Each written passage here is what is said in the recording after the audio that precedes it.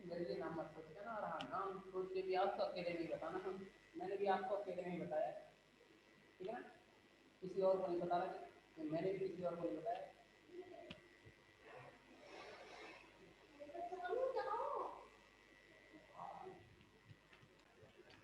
तो जैसा कि आपको बताया यहाँ f(2) पे वैल्यू माइनस का 9 है और 4 पे क्या है 29 है, यानी एक पे नेगेटिव है दूसरे पे पॉजिटिव है, तो हम यहाँ ये कह सकते हैं 2 पे तो क्या है माइनस में 9 है यानी नेगेटिव डायरेक्शन रहेगी, और 4 पे क्या है पॉजिटिव डायरेक्शन है यानी ऊपर की तरफ है। तो 2 और 4 जो इंटरवल है इसके बीच में जो पॉइंट आएगा 3 रहेगा, यानी फर्स्ट अप्रोक्सीमेशन हमें जो निकालना है उसके लिए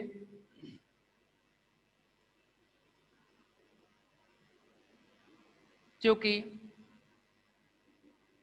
f(2) into f(4) less than 0, तब f(x) का वास्तविक मूल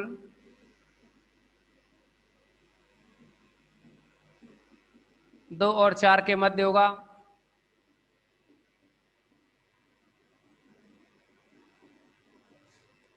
तो आप प्रथम सन्निकटन निकालेंगे,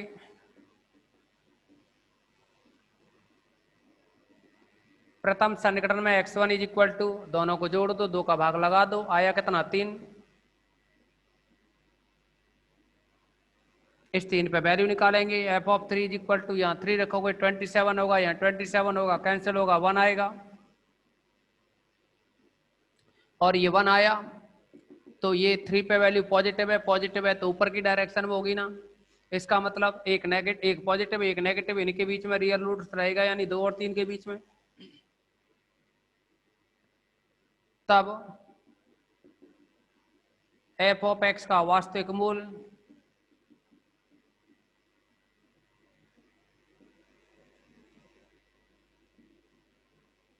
2,3 के मध्य होगा,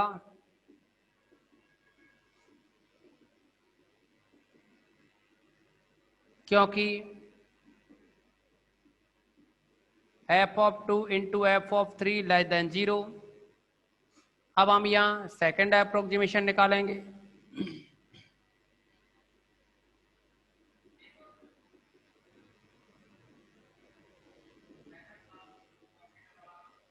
मेरी आवाज मेरे को ना सुनाओ,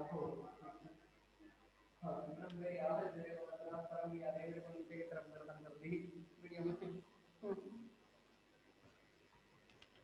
तो इसमें द्वितीय सन्निकटन निकालेंगे, इसमें देखोगे आप कि जो x2 की वैल्यू है वो 2 और 3 है, इसको डिवाइड करोगे 2 से, यह बनेगा 2.5, इस 2.5 पे वैल्यू निकालेंगे तो f(2.5) इज इक्वल टू, यहाँ x की जगह 2.5 रखेंगे, कैलकुलेट करेंगे, आपके पास होगा कैलकुलेटर, तो यानी टोटल जो वैल्यू बनेगी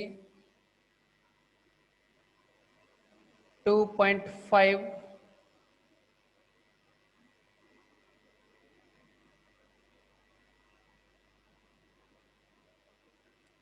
माइनस 9 इंटू 2.5 प्लस 1, टोटल जो वैल्यू आती है वो माइनस का 5.875 ये बनती है, यानी 0.25 पे नेगेटिव हुई, 0.25 2 और 3 के बीच में होगा,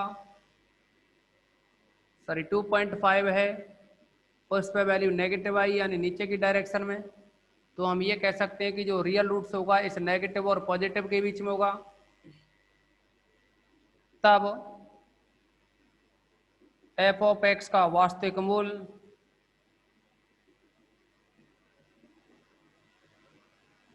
2.5, 3 के मध्य होगा,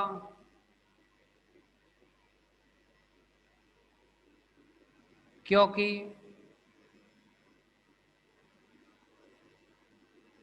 f(2.5) into f(3) less than 0। अब ये लेस देन 0 आ गया तो इसके बीच में रहेगा। अब आप थर्ड अप्रोक्सीमेशन निकालेंगे, तृतीय सन्निकटन की बात करें तो ये जो थर्ड अप्रोक्सीमेशन निकलेगा x3 वो 2.5 और जो 3 है दोनों को ऐड करेंगे, 2 से डिवाइड करेंगे तो यह बन जाएगा आपका 2.75 आ जाएगा। और इस पे फंक्शन की वैल्यू निकालोगे एफ ऑफ 2.75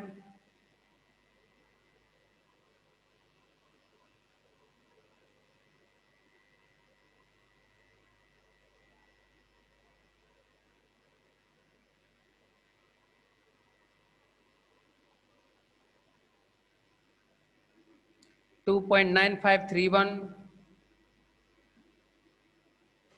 ये बन जाएगा।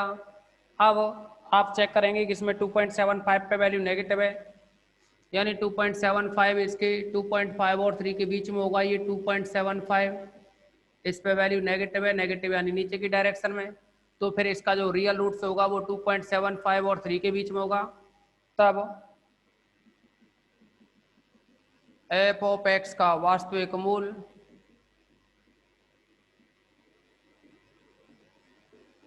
2.75, 3 के मध्य होगा, क्योंकि F of 2.75 into F of 3 less than 0। अब ये तीसरा सन्निकटन निकल गया। अब चतुर्थ निकालेंगे। चतुर्थ सन्निकटन, अरे ये वैल्यू तब तक सॉल्व की जाती है जब तक कि ये वैल्यू क्या है, लगभग जीरो ना आ जाए, यानी पॉइंट के बाद कम से कम एक जीरो मिल जाए अच्छा है, दो मिल जाए और भी अच्छा है, तीन मिल जाए बहुत अच्छा है। तो इसमें चतुर्थ सन्निकटन निकालोगे x4 तो 2.75 और 3 दोनों को ऐड करेंगे, 2 से डिवाइड करेंगे, यानी 2.75 और जो 3 है दोनों को ऐड किया, 2 से डिवाइड किया तो 2.875 आएगा। 2.875 पे फंक्शन की वैल्यू निकालें, 2.875 पर फंक्शन की वैल्यू निकालें।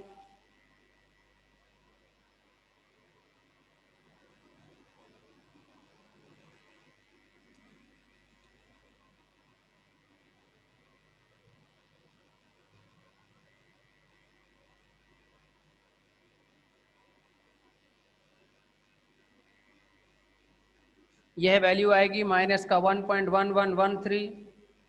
तो आप देखेंगे ये फिर भी जीरो के बराबर नहीं आया, और कैलकुलेट करेंगे तब अच्छा ये देखो 2.875 पे नेगेटिव आई ना वैल्यू, यानी 2.875 पर 875 पर वैल्यू नेगेटिव रही, यानी नीचे की ओर होगी। तो फिर हम ये कहेंगे कि जो रियल रूट्स होगा वह 2.875 और 3 के बीच होगा।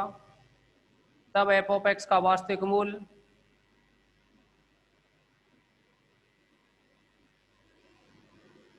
2.875, 3 के मध्य होगा,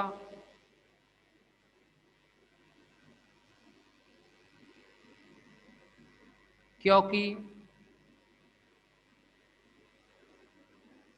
F of 2.875 into F of 3 less than 0। तो फिर हम अगला अप्रोक्सीमेशन निकालेंगे। अगला निकालेंगे क्योंकि यहाँ भी पॉइंट के बाद जीरो नहीं आई ना, तो अगला निकालना पड़ेगा ये अप्रोक्सीमेशन। चौथे के बाद में पांचवा सन्निकटन,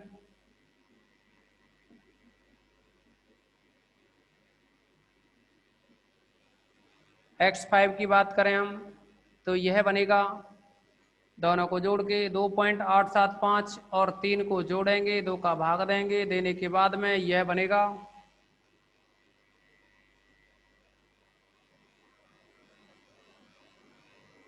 2.9375। इस 2.9375 पर अगर हम फंक्शन की वैल्यू निकालें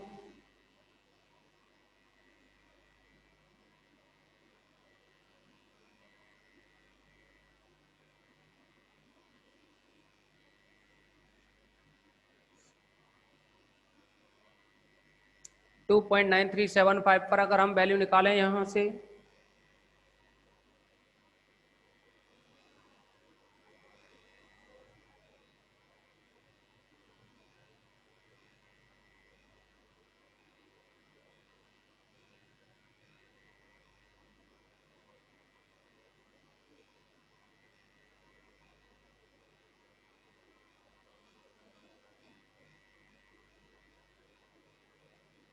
तो यह वैल्यू बनती है -0.090087।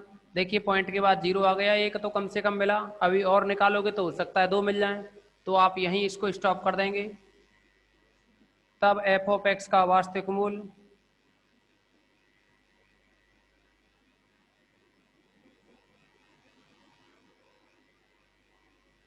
x इज इक्वल टू 2.9375, यानी इस पे ही तो निकला है ये वैल्यू, तो ये इसका वास्तविक मूल होगा, लेकिन लगभग में लिखोगे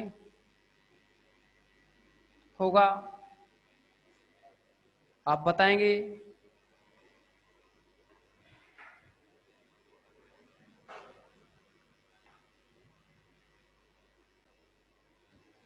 ग्राफिकल मेथड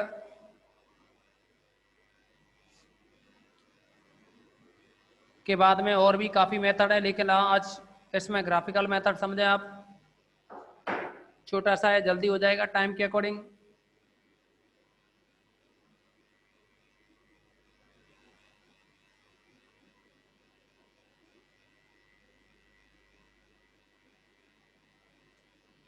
इन मेथड्स में आपको यही माइंड में रखना है कि जो रियल रूट्स होगा वो एक नेगेटिव और एक पॉजिटिव के बीच में होगा।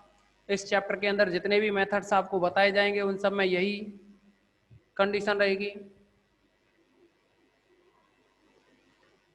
अब ये जो ग्राफिकल मेथड है इसके बारे में भी आपको क्या है, पेपर में अगर ग्राफिकल मेथड से क्वेश्चन पूछा जाता है आपको ग्राफ पेपर लेना पड़ेगा एग्जामिनर से बोलकर, लेकिन आप सिंपल कॉपी पे नहीं करेंगे, आपको लेना ही पड़ेगा ग्राफ पेपर। तो इसके लिए यहाँ क्वेश्चन नंबर 3 है और ये दे रखा है समीकरण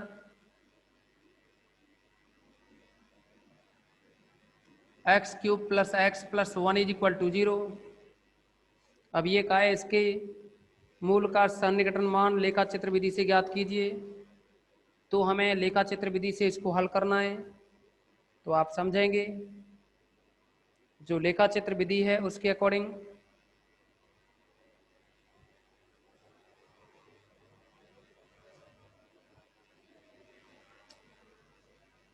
इस समीकरण को दो ऐसे समीकरणों में डिवाइड करते हैं जिससे कि उनके ग्राफ बना सकें। तो यहाँ देखेंगे this implies x³ is equal to -x + 1, x + 1 को राइट साइड में ले गए। अब आप इसको आप मान सकते हो, माना y बराबर x³ is equal to -x + 1, इन दोनों को हम y बराबर मान लें, या फिर y is equal to x2 और या फिर y is equal to -x + 1। आप वैसे तो 11th-12th में जानते हैं कि y is equal to x³ का जो ग्राफ बनता है वो कुछ इस तरह से चलता है, कुछ इस तरह से चलता है। नहीं है तो चेक करके देख सकते हैं, x0 रखोगे तो y0 आएगा। इसकी अगर टेबल भी बनाना चाहें तो टेबल बना सकते हो, लेकिन इसे हम मिटा देंगे अभी थोड़ी देर में, आपको ये टेबल बना के नहीं दिखानी, यहाँ सीधे ही लिख सकते हो। xy x0 रखोगे तो y0 आएगा, x1 रखोगे तो y1 आएगा, x-1 रखेंगे तो फिर y भी -1 आएगा, x की वैल्यू 2 रखोगे तो फिर y की वैल्यू 8 आएगी, x की वैल्यू -2 रखोगे तो ये -8 आएगी। आप समझेंगे x की वैल्यू 0 यहाँ है तो y भी 0 यही है, x 1 है तो y 1 है, तो 1 1 यानी कहीं इधर होगा ऊपर की तरफ 1 1, x -1 है तो y -1 है कहीं इधर होगा -1 -1, x की वैल्यू 2 है तो x का मान 1 यहाँ 2 यहाँ 2 होगा, तो y का मान कितना है, ये 8 है तो y का मान 8 कहीं ऊपर होगा, ये 8 हो जाएगा 2 पे। ऐसे ही इधर ये 1 है, इधर माइनस का 2 होगा तो -2 पे वैल्यू -8 आएगी, कहीं इधर आएगी, तो यानी ग्राफ ये बना। दूसरा भी इसके लिए भी ग्राफ की बात करें, जैसा कि आपको बताया, आपको ये शो नहीं करना यहाँ, और अगर कर भी दें तो ऐसी कोई दिक्कत नहीं है। तो आप देखेंगे यहाँ इनसे कि अगर हम x की जगह 0 लिखें तो y की वैल्यू -1 आएगी, अगर x की वैल्यू -1 लें तो y की वैल्यू 0 आएगी। इन्हीं दो पॉइंट से किसी भी लाइन का इक्वेशन ड्रॉ हो सकता है। तो आप देखेंगे x की वैल्यू 0, x0 y एक्सिस पे होता है ना, तो y की वैल्यू -1 है यानी नीचे की तरफ आएगी, ये इधर यहाँ आएगी, ये -0 -1, दूसरा आप देखेंगे कि x की वैल्यू -1 है तो y 0 है, y की वैल्यू 0 x अक्ष पे होती है और यहाँ -1 है तो -1 है इसका x का मान, तो ये बनेगा -1 0। तो ये जो -1 0 है, अब यहाँ से जो लाइन जाएगी वो कुछ इस तरह से जाएगी, लेकिन ये आपको पूरा क्रियाकलाप जो भी करना है ये आपको ग्राफ पेपर में करना है। जितना भी यहाँ दिखाया जा रहा है ये सब कुछ आपको क्या है, ग्राफ पेपर में करना है।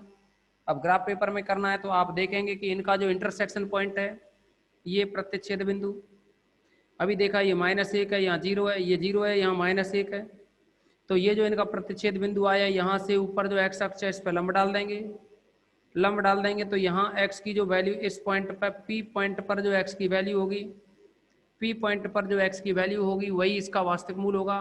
और आपको बता दें कि P पॉइंट पर जो x की वैल्यू होगी वो -0.7, क्योंकि नेगेटिव डायरेक्शन में है, मुझे याद है इसीलिए मैंने आपको बता दिया है कि -0.7 है। लेकिन आपको याद नहीं होगा, आपको क्या करना होगा, जो ग्राफ पेपर होगा ना उसके अकॉर्डिंग 1 सेंटीमीटर का एक खाना होता है ना ग्राफ पेपर में, और 1 सेंटीमीटर का एक बड़ा खाना होता है, तो उसमें छोटे छोटे 10 और खाने बने होते हैं, यानी उस एक बड़े खाने में 10 छोटे खाने होते हैं। अर्थात ये कह सकते हैं कि एक बड़ा खाना बराबर 1 सेंटीमीटर। तो उसको लेते हुए पैमाने को आप देखेंगे कि इधर से जब एक बड़ा खाना मान लीजिए यहाँ तक है तो इसमें 10 छोटे छोटे खाने होंगे।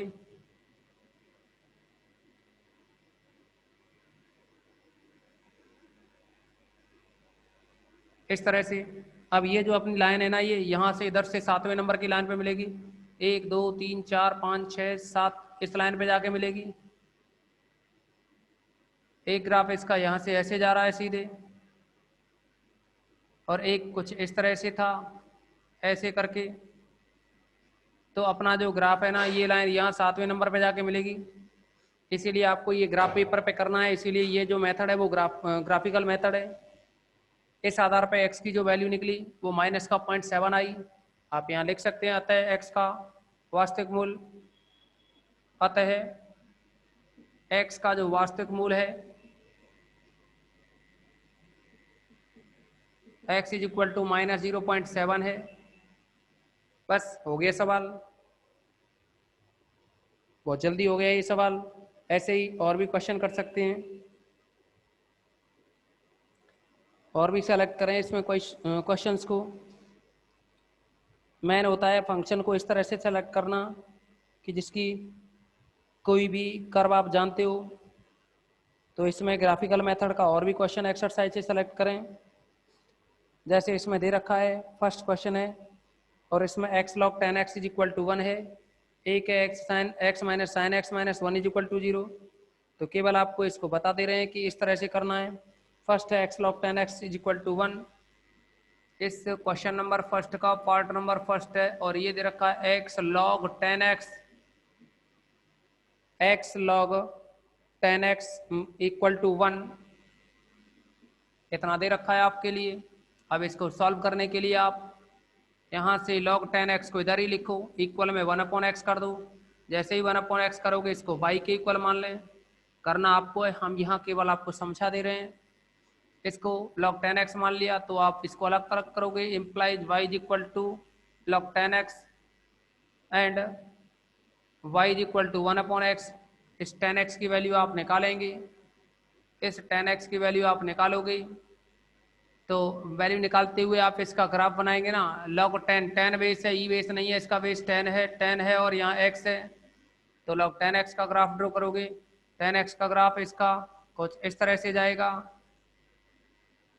वैसे आपको सॉल्व करना है, ये कुछ इस तरह से जाएगा इसका ग्राफ log tan x का। और y इक्वल टू 1/x का हो या y प्रोपोर्शनल टू 1/x का हो, प्रोपोर्शनल का आप ग्राफ जानते हैं, फिजिक्स में काफ़ी पढ़े हैं आपने, कुछ इस तरह से जाएगा प्रोपोर्शनल का ग्राफ, ये टच नहीं होता है। तो आप देखेंगे यहाँ दोनों पॉइंट इस जगह इंटरसेक्शन करेंगे, तो यहाँ से इंटरसेक्ट करेंगे तो इंटरसेक्शन पॉइंट एक्स जो एक्सेज है इसको मिलाओ इस इंटरसेक्शन पॉइंट से, तो यहाँ जो भी वैल्यू आएगी वो x की रहेगी, ये इसका रियल रूट्स रहेगा। तो किसी भी स्टूडेंट को यहाँ प्रॉब्लम नहीं होनी चाहिए। तो आपको प्रॉपर तरीके से ये क्वेश्चन बताया हमने थर्ड, उस क्वेश्चन नंबर फर्स्ट का जो फर्स्ट है उसके लिए हमने हिंट दिया आपको कि इस तरह से आएगा। अब बताइए किसी भी स्टूडेंट को कोई डाउट्स हो तो।